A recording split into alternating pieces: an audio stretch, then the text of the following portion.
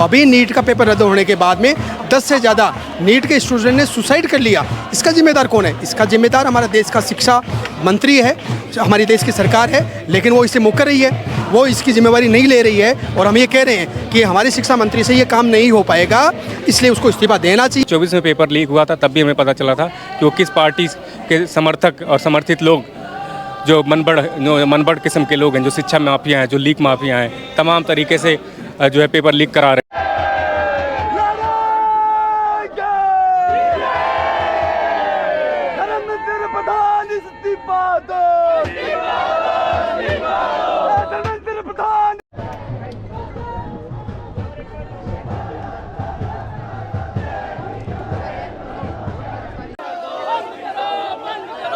धर्मेंद्र प्रधान इस्तीफा दो।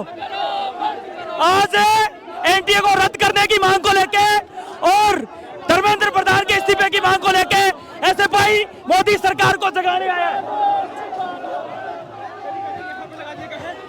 बैरिकेड लग गया है, आप देख सकते होंगे यहाँ पे बैरिकेड, और बैरिकेड तोड़ने की प्रयास कर रहे हैं और आगे बढ़ने की, और बैरिकेड को आगे करके आप देख सकते होंगे किस तरह से गर्मा गर्मी है, और इस तरह से बैरिकेड को आगे कर दिए हैं। और हम देख सकते हैं, इधर आप आइए, इधर, और एक तरह से आंदोलन आप देख सकते होंगे बैरिकेड, और आपस में एसएफआई की कार्यकर्ता और पुलिस के बीच में एक भिड़ंत हो है, और बैरिकेड को तोड़ के आगे बढ़ने की प्रयास, और देखते हैं किस तरह से वो आगे निकल चुके हैं, और इसी तरह से फिर हम देखते हैं फिर आगे।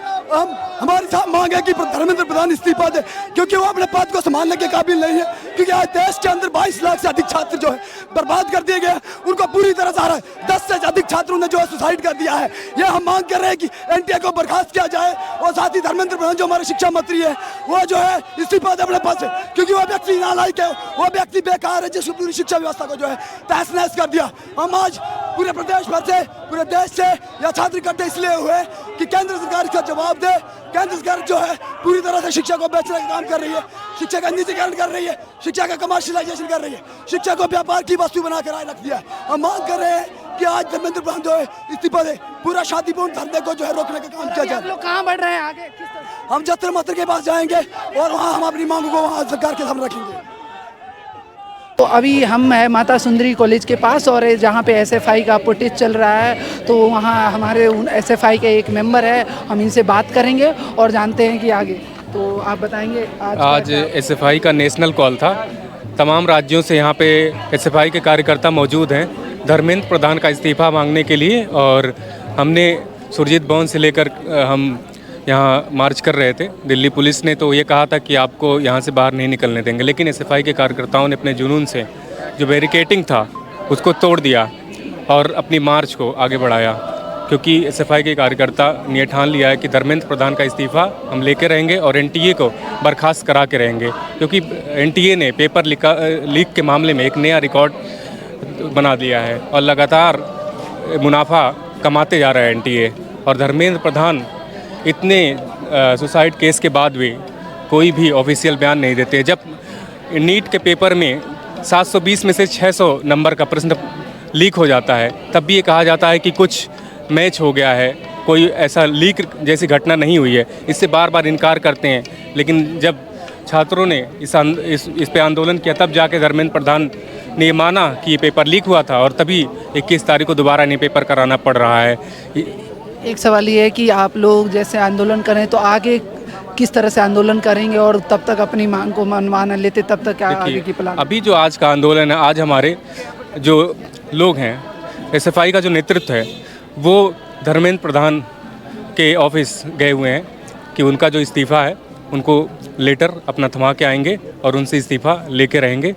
और ये तब तक चलेगा जब तक एनटीए पूरी तरीके से बर्खास्त नहीं हो जाता है, क्योंकि एनटीए के लोग ही शामिल हैं इसमें। जब आज एयरफोर्स को डिप्लॉय करना पड़ रहा है पेपर कंडक्ट कराने के लिए, आज देश की स्थिति हो गई है। आप देखिए शिक्षा के अंदर क्या हो रहा है। जो शिक्षक हैं सरकारी स्कूलों के, उनको पढ़ाने के अलावा उनसे सारे काम करवाए जा रहे हैं। उन्हें बूथ का एजेंट बना दिया जा रहा है, उन्हें पोलिंग एजेंट बना दिया जा रहा है। तो ये क्या हमारी शिक्षा व्यवस्था आज किस तरह से ख़राब हो गई। आज स्कूल देखिए बंद हो रहे हैं। आज जो बिल्कुल प्राइवेटाइजेशन बढ़ रहा है। एनटीए भी बिल्कुल एक प्राइवेट बॉडी की तरह बिल्कुल काम कर रही है।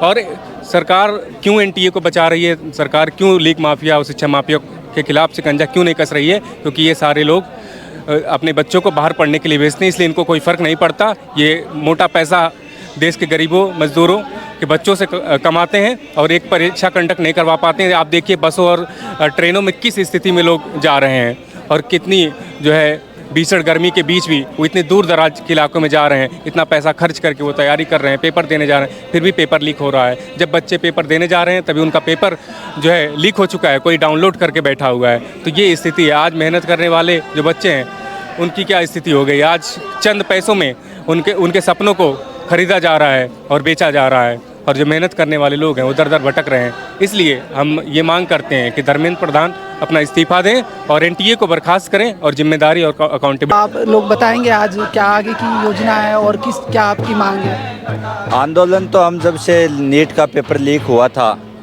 तब से लगातार कर रहे हैं पूरे देश भर के अंदर, लेकिन धर्मेंद्र प्रधान अभी भी नींद में सोए हुए हैं। यह सरकार जिम्मेदारी नहीं ले रही है कि जो 22 लाख स्टूडेंटों ने नीट का पेपर दिया था, 11 स्टूडेंटों ने आत्महत्या कर ली है, इसकी जिम्मेदारी लेकर के और सरकार को है इस धर्मेंद्र प्रधान को रिजाइन करना चाहिए, लेकिन ये नींद में सोया हुआ है। उसी के मद्देनज़र आज हम देश भर से, हम राजस्थान से यहाँ पर आए हुए हैं और राजस्थान से हम सीकर से यहाँ पर आए हुए हैं। सीकर इस नीट के मामले में आज देश भर के अंदर टॉप में है। वहाँ का हमारा साथी प्रदीप, वहाँ का साथी उमेश माली, वो अपनी सुसाइड कर चुके हैं क्योंकि उनका नीट का पेपर अच्छा हुआ था, लेकिन सरकार टस की मस्त नहीं हो रही है। अभी हमारा 4 साथियों का प्रतिनिधिमंडल दिल्ली पुलिस ने भेजा है और वो भी अभी तक मिलाया नहीं है मंत्रालय के अंदर। तो देखते हैं आगे के आंदोलन की रणनीति क्या होती है, लेकिन जब तक धर्मेंद्र प्रधान इस्तीफा नहीं देगा हमें चैन की नींद नहीं बैठेंगे और सरकार को भी हम चैन की नींद नहीं सोने देंगे जब तक धर्मेंद्र प्रधान इस्तीफा नहीं देते। आंदोलन को आप लोग तेज करेंगे और भी अगर आंदोलन को हम और ज़्यादा उग्र करेंगे, क्योंकि अभी हम शांतिपूर्ण आंदोलन कर रहे हैं। हमारा जो मौलिक अधिकार है, हमारा राइट है संविधान के अंदर, लोकतंत्र के अंदर, और हम डिमांड कर रहे हैं, लेकिन सरकार पूरी तरीके से फेल है। आप तो आज की जो आपकी आंदोलन था इसके लिए आप क्या? देखिए, हम आज हमारे शिक्षा मंत्री धर्मेंद्र प्रधान के इस्तीफे की मांग को लेकर शिक्षा मंत्रालय का घेराव करने के लिए आज का हमारा कॉल था।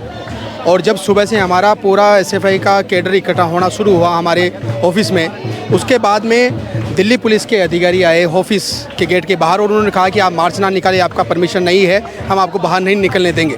लेकिन हमारा कॉल था और हमारा तमाम क्रांतिकारी साथी एसएफआई का वो पूरा का पूरा हमारा ऑफिस दफ्तर से बाहर निकला, मार्च शुरू किया। और मार्च शुरू करने के बाद में दिल्ली पुलिस ने हमें जैसे ही रोकने का कोशिश किया, बैरिकेडिंग लगाया, हमने उस बैरिकेडिंग को तोड़ा और तोड़ के एक बैरिकेडिंग नहीं 2 बैरिकेडिंग को तोड़ा। इसके बाद में दिल्ली पुलिस दबाव में आया और उसने ये कहा कि हम आपका शिक्षा मंत्रालय के अंदर, शिक्षा मिनिस्ट्री के अंदर हम आपका डेलीगेशन को मिलाएंगे, हम लेके जाएगा। तो उसके दबाव में फिर हमने धरना यहाँ पर शुरू किया है। हमारा डेलीगेशन गया है और हमने जो पूरे देश के अंदर जो नीट पेपर लीक हुआ है और जिस तरीके से आपने देखा है पूरे देश के अंदर जब से बीजेपी का संघ का सरकार आया है और पिछले 10 साल में एनटीए के गठन के बाद में अभी पूरे आप देखेंगे कि 89 बार पेपर लीक हुआ है एनटीए का और 46-48 बार वो पेपर दोबारा री एग्ज़ाम करवाया है और आज तक उसकी जिम्मेवारी हमारी शिक्षा मंत्री ने नहीं ली है।